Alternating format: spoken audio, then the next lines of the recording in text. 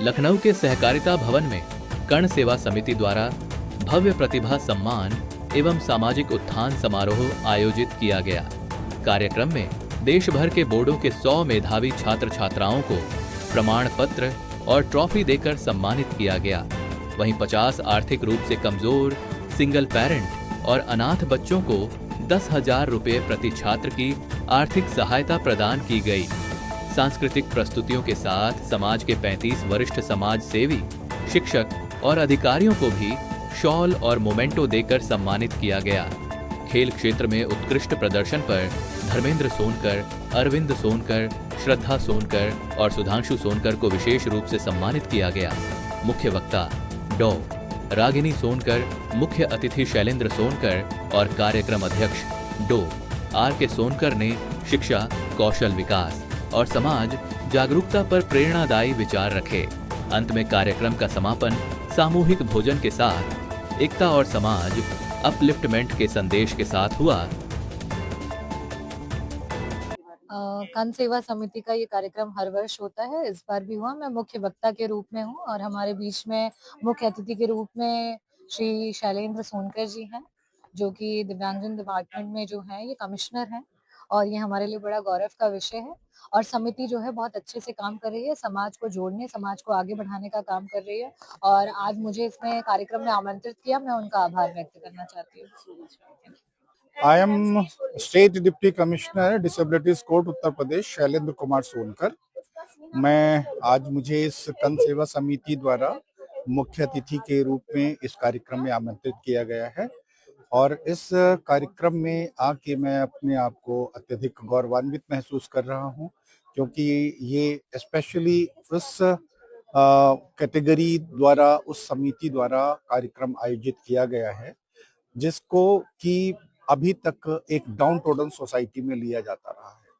और इस समिति ने जो इनिशिएटिव लिया है, specially regarding those children, those students who are economically weak, जो अपनी एजुकेशन को मैनेज नहीं कर पा रहे, they want to have higher education, they want to go for medical, for engineering, for other things, but due to their economical condition, weak economical conditions, वो नहीं कर पाते। तो इस समिति ने ये एक जो इनिशिएटिव लिया है कि उस प्रकार के विद्यार्थियों को आर्थिक सहयोग देकर उनके लक्ष्य तक उन्हें पहुंचाने के लिए ये एक सराहनीय कदम है। और इसमें मैं ये अपेक्षा करता हूं और मैं सबसे अपील करता हूं अपने इस कर्ण समिति के लोगों से कि वो एक एक बच्चे को, जो भी इस कंडीशन में है, वो लोग एक एक ऐसे बच्चे को अडॉप्ट कर लें जो उनकी एजुकेशन की जो भी रिक्वायरमेंट्स है उनको पूरा करें, जिससे कि किसी एक पे लोड नहीं आएगा और सारे बच्चों को एजुकेशन मिलेगी। एंड जब एजुकेशन मिलेगी तो हमारे राष्ट्र का विकास होगा और उन्नति होगी। मैं डॉक्टर R.K. सोनकर, मैं इस कर्ण सेवा समिति का संरक्षक भी हूँ और आज के इस कार्यक्रम की अध्यक्षता कर रहा हूँ। और पिछले 10 सालों से हम लगातार ये कार्यक्रम आयोजित किए हैं। यहाँ तक कि कोविड के समय में भी हमने ऑनलाइन बच्चों को मार्गदर्शन किया और पिछले कई सालों से हम बच्चों को आर्थिक सहयोग भी कर रहे हैं। मार्गदर्शन तो कर ही रहे हैं, आर्थिक सहयोग भी कर रहे हैं, जिसमें कि हर साल 30 से 40-50 बच्चों को हम उनको गोद लेते हैं। तो उनकी फीस जो होती है वो गरीब बच्चों के लिए है, उनकी फीस भी हम एक एक लोग उनको गोद लेकर के उनका जो भी फीस रहती है वो हम देते हैं। तो इस तरह से समाज के मतलब नीचे तबके तक के बच्चों को पहुंचाने की कोशिश है और हमारी कोशिश है कि बच्चे शिक्षा में जो जिस क्षेत्र में जाना चाहे उस क्षेत्र में हम उनको आगे बढ़ाएं और उनका जो इंटरेस्ट है उसको देखते हुए हम चाहते हैं कि उस फील्ड के जो भी लोग हैं, एक्सपर्ट्स हैं, उनका मार्गदर्शन उनको मिले। तो इस तरह से हम लोग सहयोग कर रहे हैं, समाज के सभी जो लोग हैं, और कोशिश ये है कि इसको राष्ट्रीय स्तर पर हम बढ़ाएं और लगे हुए हैं हम लोग। और हमारी टीम पूरी है, जिससे बताया हम राकेश सोनकर जी ने बताया, जो हमारे अध्यक्ष है कर्ण सेवा समिति के, कि हमारी पूरी टीम है, पूरा टीम वर्क है, जो पिछले करीब करीब 1 महीने से मतलब दिन रात लगे हुए हैं इस काम को आगे बढ़ाने में। ये कार्यक्रम हम अपने समाज के बच्चों को प्रोत्साहित करने के लिए कि एक कंपटीशन भावना पैदा करना चाहते हैं अपने समाज के बच्चों में। जो 75% से ऊपर नंबर पाते हैं हम उन्हें हर साल यहाँ बुला करके सम्मानित करने का काम करते हैं, जिससे और भी बच्चे उनसे प्रेरणा लेकर के पढ़ाई लिखाई में एक कंपटीशन करें कि अगर ये आ सकते हैं तो मैं भी आ सकता हूँ। तो हमारा उद्देश्य है कि हमारा समाज अब साग सब्जी और मजदूरी नहीं करेगा, पढ़ लिख करके वो कहीं आपके जैसा अधिकारी बनेगा, हमारे मुख्य अतिथि की तरह अधिकारी बनेगा और हमारे समाज का और अपने माँ बाप का और उस गांव और शहर का नाम रोशन करेगा। सर, आज कितने बच्चों को सम्मानित किया गया? आज लगभग 90 बच्चे आए हुए हैं, उन्हें सम्मानित किया जाएगा। बच्चों के साथ उनके पेरेंट्स भी यहाँ पर आए हुए हैं। जी जी, सर, क्या कहना चाहेंगे मीडिया के माध्यम से? मैं ये कहना चाहता हूँ कि हमारा अगर ये कार्यक्रम आप लोगों को अच्छा लगे तो हम ये चाहते हैं कि जो लोग यहाँ पर आए हैं दूर दूर से, हर जिले के कोने कोने से, वो समाज के लोगों को प्रेरित करें और कन सेवा समिति के माध्यम से जुड़ें।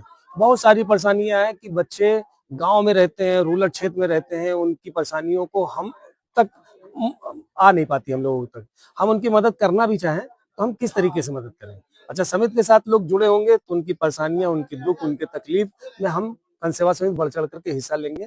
और ये जरूर है कि हम लोगों का एक लक्ष्य है कि कन सेवा समिति के माध्यम से कोई भी बच्चा जिनके माँ बाप नहीं पढ़ा पा रहे हैं, जिनके घर वालों में कोई परेशानी है, उन बच्चों को समाज के द्वारा दिए गए पैसे से वो सोसाइटी के माध्यम से हम उस बच्चे को पढ़ाना चाहते हैं जो टैलेंटेड है और वो समाज के नाम को रोशन करना चाहते हैं। सर, आपकी संस्था से कांटेक्ट करने के लिए क्या कोई वेबसाइट है या किस तरह का क्या है? हमारे समाज से कांटेक्ट करने के लिए हमारा ईमेल आईडी भी है और अभी यूट्यूब पे भी और इंस्टाग्राम पे भी इसका प्रचार प्रसार काफी समय से चल रहा है।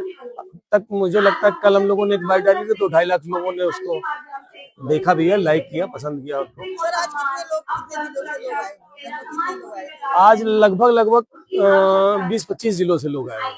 एक बार सर आप अपना परिचय दें। मैं राकेश कुमार सोनकर इस कन सेवा समिति का अध्यक्ष हूँ और हमारे समिति के सभी पदाधिकारी, आप सर्वेश जी प्रबंधक हैं, सचिव हैं संजय सोनकर जी, हमारे कोषाध्यक्ष हैं घनश्याम जी, भाई अशोक सोनकर हैं सह कोषाध्यक्ष, उपाध्यक्ष है श्रीतोष जी, प्रदीप लेक्सी जी, मतलब हमारे बहुत सारे जो कार्यकर्ता अपना तन मन धन लगा करके सिर्फ समाज सेवा के काम में लगे हुए हैं कि किसी तरीके से कन सेवा समिति का प्लेटफॉर्म वो तैयार होकर खड़ा हो जाए कि कल अगर हम ना रहे तो हमारी आने वाली पीढ़ियां इस प्लेटफॉर्म के माध्यम से हर बच्चे को पढ़ाने का काम करें।